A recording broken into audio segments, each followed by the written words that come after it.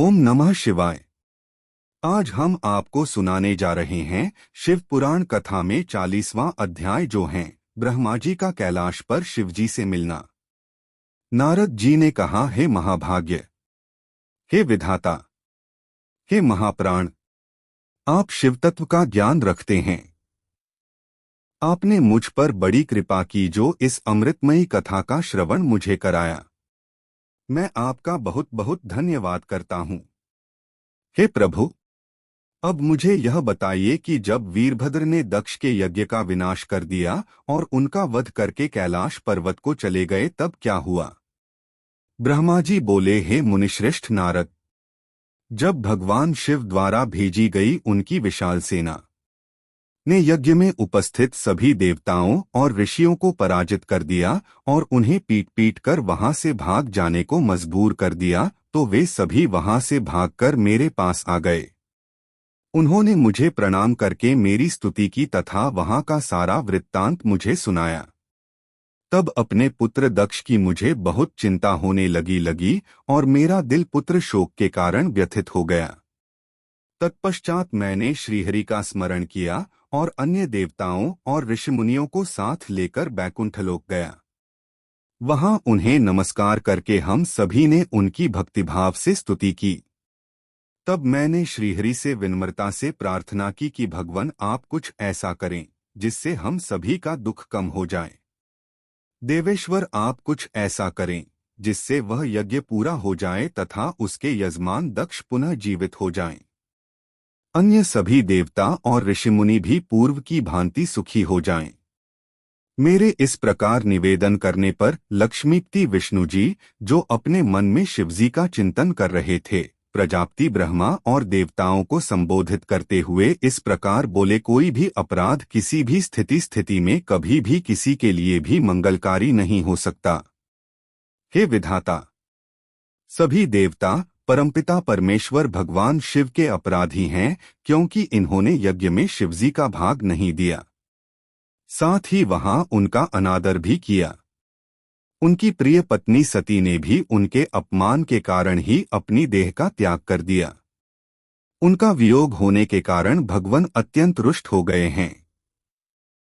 तुम सभी को शीघ्र ही उनके पास जाकर उनसे क्षमा मांगनी चाहिए।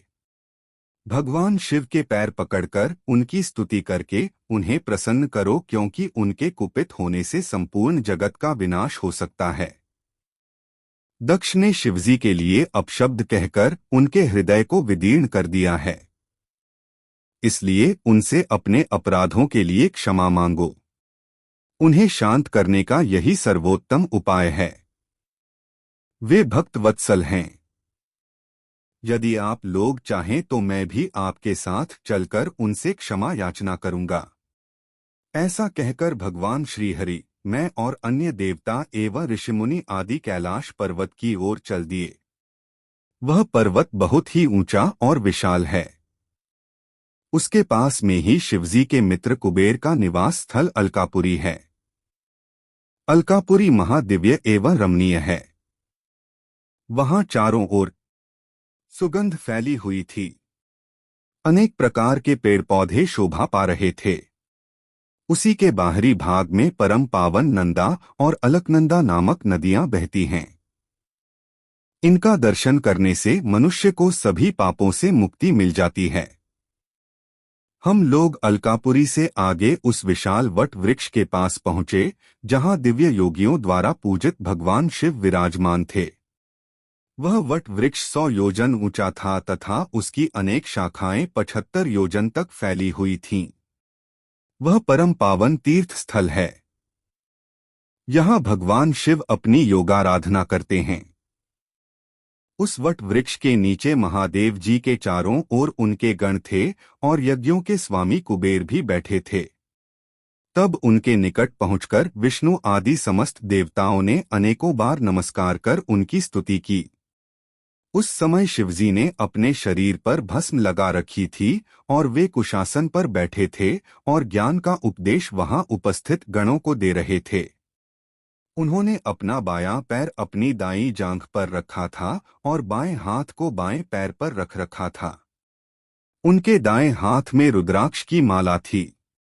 भगवान शिव के साक्षात रूप का दर्शन कर विष्णु जी और सभी देवताओं ने दोनों हाथ जोड़कर और अपने मस्तक को झुकाकर दयासागर परमेश्वर शिव से क्षमा याचना की और कहा कि हे प्रभु, आपकी कृपा के बिना हम नष्ट भ्रष्ट हो गए हैं।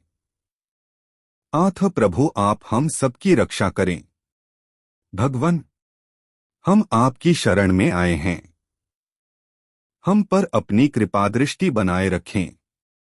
इस प्रकार सभी देवता व ऋषिमुनि भगवान शिव का क्रोध कम करने और उनकी प्रसन्नता के लिए प्रार्थना करने लगे।